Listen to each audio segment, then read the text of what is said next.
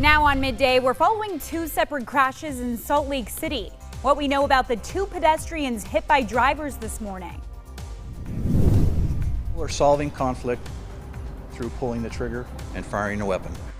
Plus, tackling gun violence in Salt Lake City. Hear what the police chief is asking people to do to keep the city safe. And the next several days will continue to bring increasing heat across the Beehive State. And by Friday and Saturday, we could be challenging records when it comes to our heat. We'll break down the details on Midday that starts right now. Live, we're there for you. ABC4 News Midday starts now. Thanks for joining us for Midday. I'm Jillian Smuckler. And I'm Jordan Burrows, in for Brian Carlson. We begin in South Salt Lake, where a driver hit and killed a man walking on the street. Now, that crash happened around 5:20 this morning near 21st South and 6 West. Now, this is video of what the scene looked like right after the crash. The Utah Highway Patrol blocked off 2 lanes for several hours there to try and figure out exactly what happened. The roads have since reopened. For more on that crash, ABC4's Kayla Baggerly joins us live from the crash site in South Salt Lake. And Kayla, I understand state troopers say the driver didn't see that man walking. Yeah, Jillian, that crash just happened right about over my shoulder here. Investigators say it happened very early in the morning, so it was quite dark, and it's possible the driver may not have even seen the pedestrian until it was too late. According to Utah Highway Patrol, a man in his 60s was walking southbound on 700 West and crossing 2100 South when a driver hit him. Troopers say he died at the scene. The driver is being cooperative and working with investigators. So, but coupling that crash with several of these other pedestrian crashes that we've had over the last little bit, and the increase in pedestrian fatalities that we've seen over a little bit, it's a trend that is alarming. We want to make sure that people know and are aware, drivers and pedestrians, and we can work together. According to Sergeant Roden, this is the 4th auto pedestrian accident they've seen in the last 24 hours. Investigators are looking into what factors may have led up to this accident. We'll keep following this and keep you updated with the latest. Reporting live in Salt Lake City, Kayla Baggerly, ABC4 News. All right, thank you very much, Kayla. Now to new information from an early morning crash in Salt Lake City. Police say the 15-year-old girl who was hit is expected to survive. We were told the crash happened around 4:15 this morning near 21st North and the I-215 West off-ramp. That's just a few miles away from the airport. Police say visibility most likely played a factor, but the crash is still under investigation.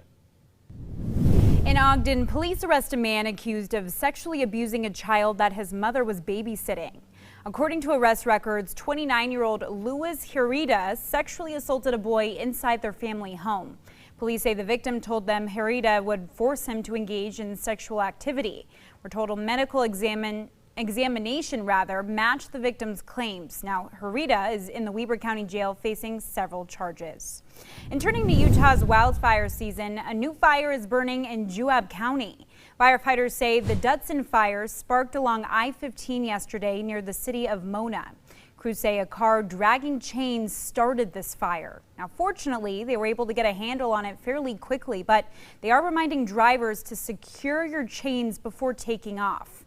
At last check, the fire is 29 acres, and firefighters are hoping to have it fully contained by later today.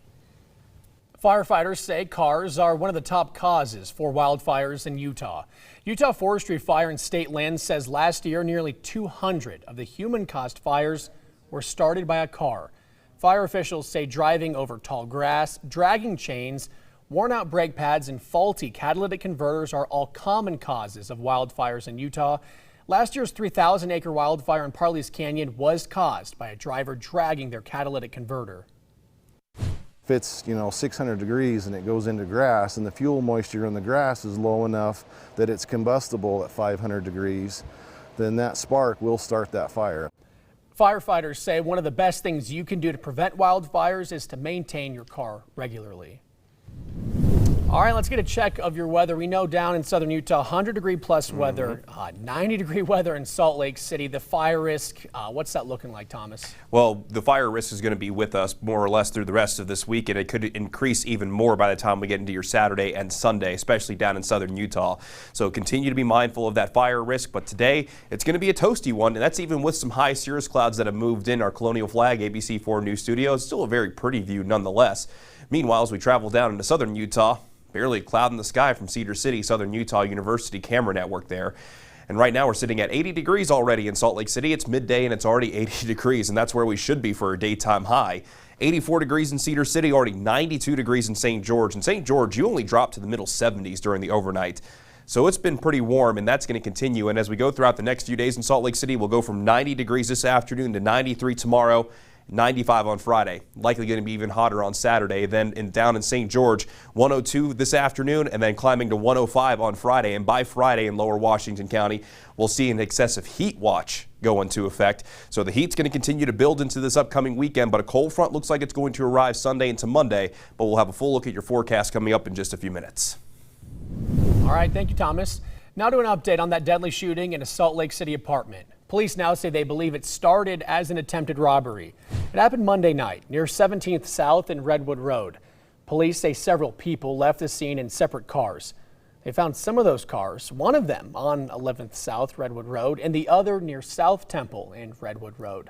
Police say they believe all the people involved knew one another. So far, no arrests have been made.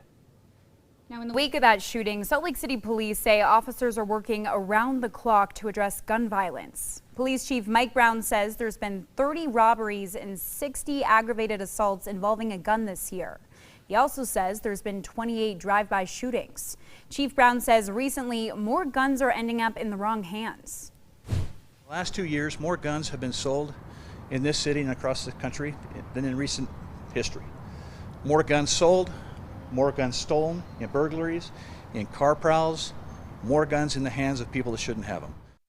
Now, he's hoping the city's new gun buyback program will help get those guns off the street. The first event will be held this Saturday at the Salt Lake City Public Safety Building.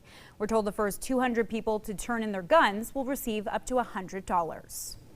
Utah County Sheriff's Office is starting its Teacher Academy tonight. The program prepares school staff for what to do in an active shooter situation.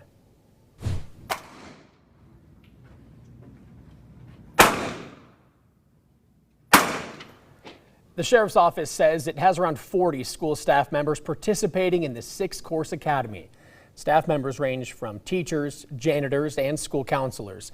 The deputy shooting blanks allows teachers to recognize what a shooting sounds like and how they should react. Hopefully give them an opportunity to be able to react earlier and react in a way that dramatically increases the likelihood of a positive outcome for them and for their kids.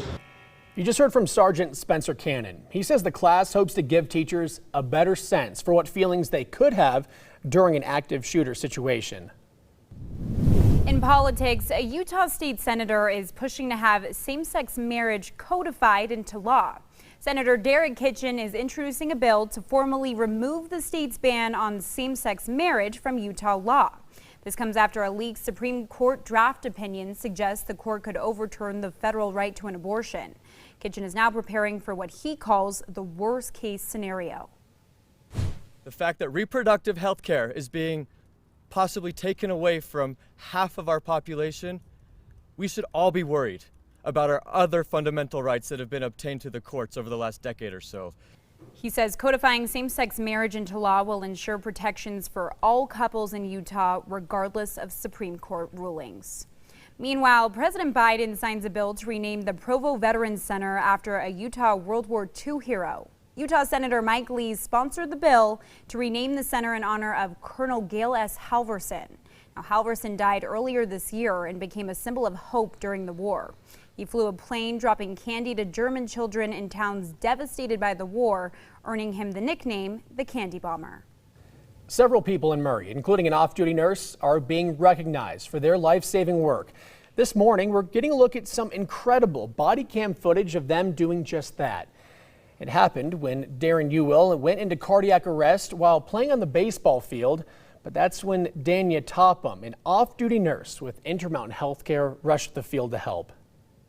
And in my head, I'm just thinking, okay, what do I need to do? What am I going to do? Topham started doing CPR immediately. Last night, city officials gave Danya, as well as several first responders from both the Murray Fire and Police Departments, life-saving awards. Well, some fathers like to bond with their sons over things like baseball, but this father-son duo spends their quality time 1,000 feet in the air. Now, this is Sam and his dad Joe, and they like to climb giant rocks together. Now, the video you're looking at right now is at Moonlight Buttress in Zion National Park. They just finished this 1,200-foot climb together. Keep in mind, Sam is just 8 years old. He is afraid of a few things. Why don't you share him the things you're afraid of? Spiders and sharks, but I'm glad there's no sharks up there. Spiders and sharks. Same with me, Sam. Now, Sam says the best part about climbing is spending time with his dad. We're told they'll be back at it again at the end of the summer. Sam will be the first 8-year-old to try climbing El Capitan, the biggest wall of its kind here in the U.S. 8 years old, loves spending time with his dad. Does it get cuter than that? What were you? Well, no, but what were you doing at 8 years old? Not that. Climbing 1,200-foot rocks, mountains. Insane. Yeah, and I'm afraid of heights, so I would never try that. So Sam is way braver than me, so kudos to him. And I love that his dad gets him included in those activities too. I know, just spending time together, the cutest thing. We are rooting for you, Sam. All right, still ahead on Midday. The high stakes hearing on Capitol Hill as the families and survivors of the recent mass shootings call on Congress to act. Hear what that 11-year-old Robb Elementary School survivor is now saying. Then gas prices nearing a national average of $5 a gallon, including right here in Utah. Hear what the soaring prices could mean for the overall economy, coming up next. And as we head to the break, let's take a live look at downtown Salt Lake City on this Wednesday afternoon, where we got some clouds out there, but things are going to warm up a bit. We'll tell you when, coming up next.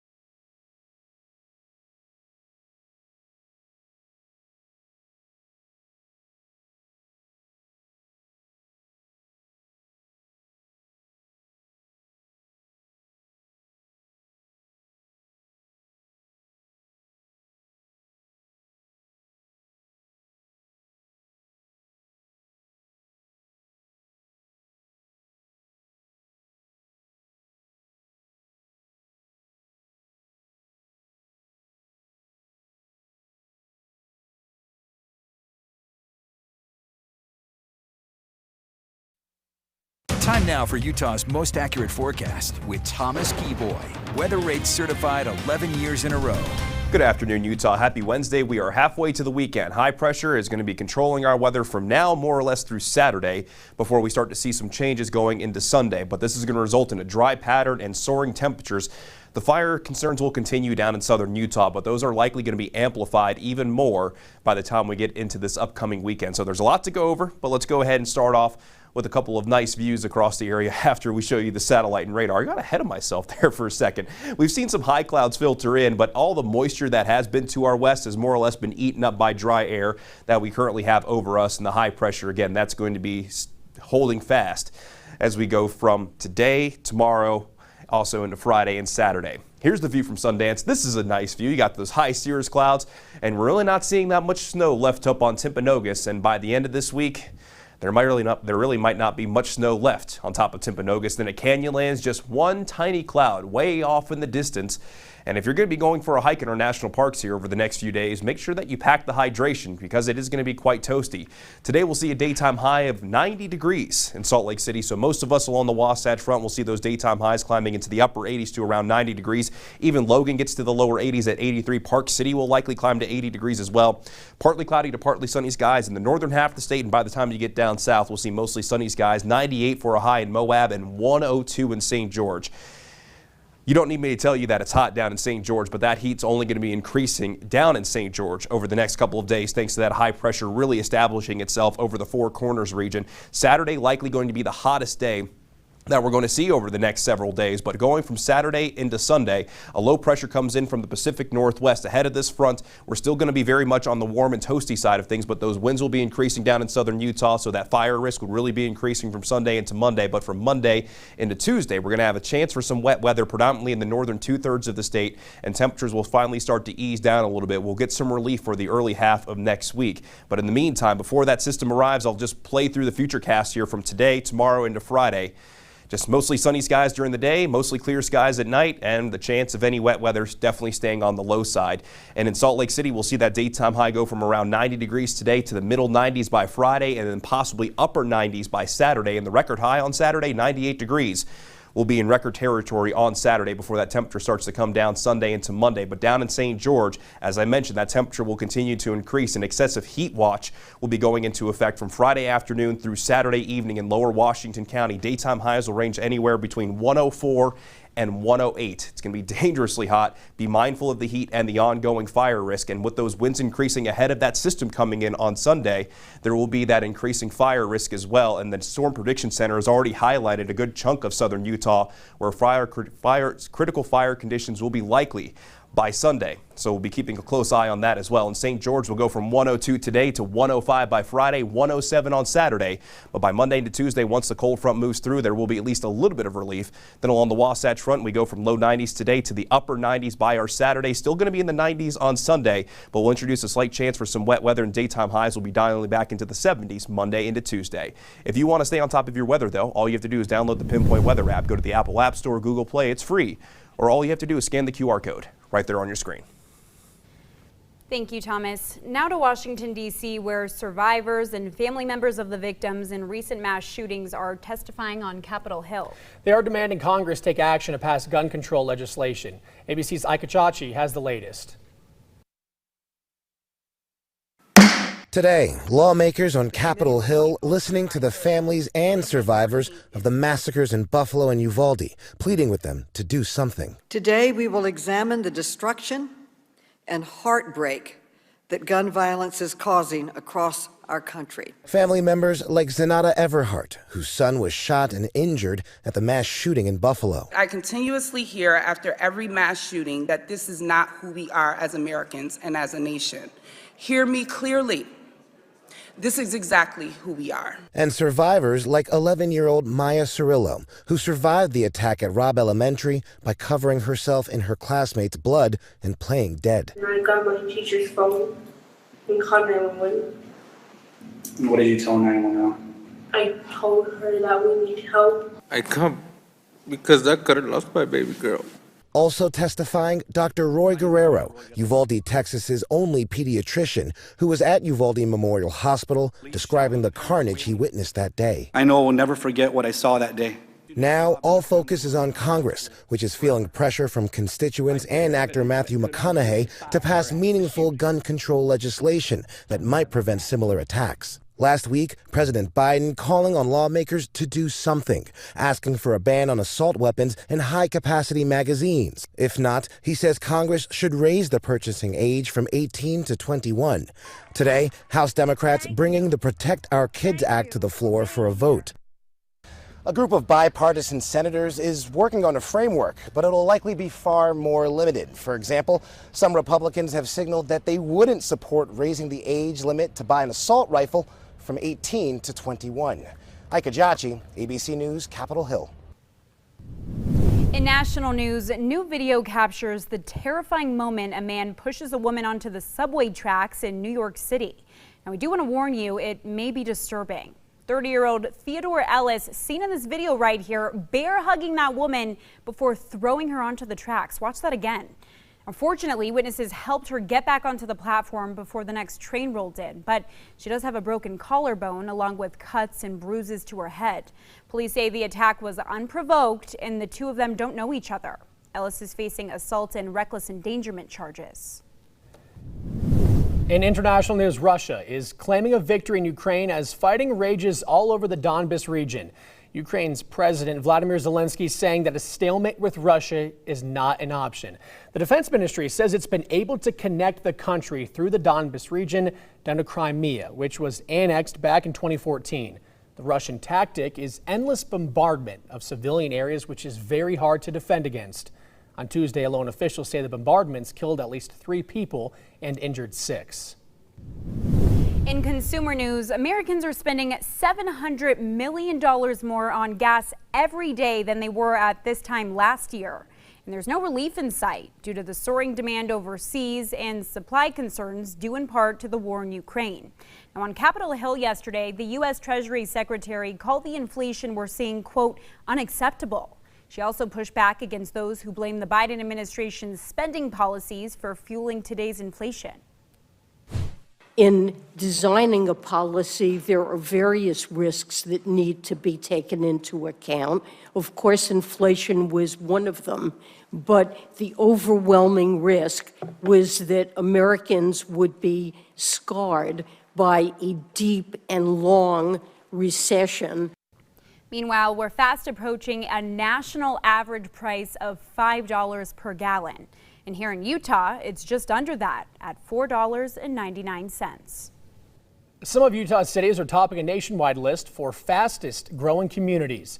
According to the U.S. Census Bureau, St. George takes the top spot with 5.1% growth between July of 2020 to July of 2021. Provo, Orem, and Logan are also in the top 10 for cities seeing the largest population growth in 2021.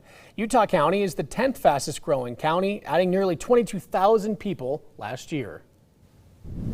In our coronavirus coverage, Moderna is announcing the results of its updated vaccine that they claim could be a major game changer in the fight against the virus. This is a growing number of Americans appear to be getting reinfected with the virus as new variants emerge. ABC's Rena Roy has the details. As vaccine immunity wanes in many across the country and fears grow over another COVID surge, Moderna announcing a new version of its vaccine. It has the potential to be a real turning point in this latter part, second half of the pandemic. The company saying the updated vaccine is much more effective against the Omicron variant and will likely produce more antibodies several months down the line, creating the roadmap for a yearly vaccine. Given the magnitude of effect, that 7-fold increase in antibody levels, we could, for the first time, be at a vaccine that is truly effective with once yearly dosing. Moderna is so confident in these results, they've already started producing large quantities of the new shot and plan to submit the data to the FDA in the coming weeks, so it could be available in the fall if authorized. But White House officials say there may not be enough for every American if Congress doesn't authorize new COVID funding requested by the president. We're losing our spot in line while other countries are moving forward and buying next generation vaccines for all Americans that may be needed in the fall and winter. Data from wastewater in some parts of the country like California and Ohio appear to show a high presence of COVID-19, but in some areas of the Northeast there are signs the latest COVID surge may be declining. ABC News analysis shows more and more Americans are getting reinfected as new variants emerge. Some states reporting an increasing number of people have gotten the virus anywhere from 2 to 5 times. And back to vaccines, Moderna is looking to authorize its pediatric vaccine for kids under 6, and they hope the youngest Americans will also eventually have access to this updated shot. Rena Roy, ABC News, New York.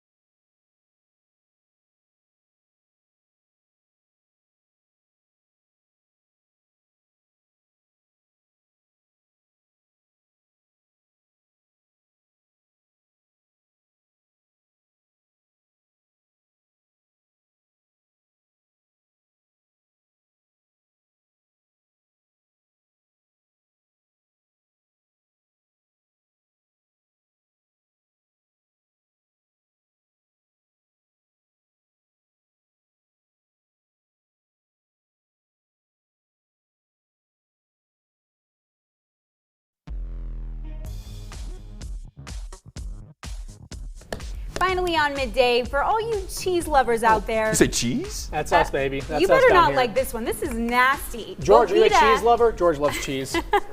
Velveeta is launching a limited edition cheese-scented nail polish. Oh, it's not flavored, it's scented. Scented. So that means you put your hand in front of someone, they're going to get a whiff. I mean, to be fair, if you had just regular like runny cheese and you put it on your fingernails and you let it sit there, it'd probably become nail polish. Well, it depends what kind of, I guess, the scent is. Because what if it was like blue cheese? Ugh. Ew. Yeah, I think any nails that smell like cheese, it's going to be a no from me, dog. That's not cool. I know for you. Yeah, I'm out. So what am I supposed to get you for your birthday next month? Not this, that's for sure. I guess we'll get better ideas. Thanks for joining us on Midday. We'll see you tomorrow. Be sure to Stay join cheesy. ABC 4 News at 4.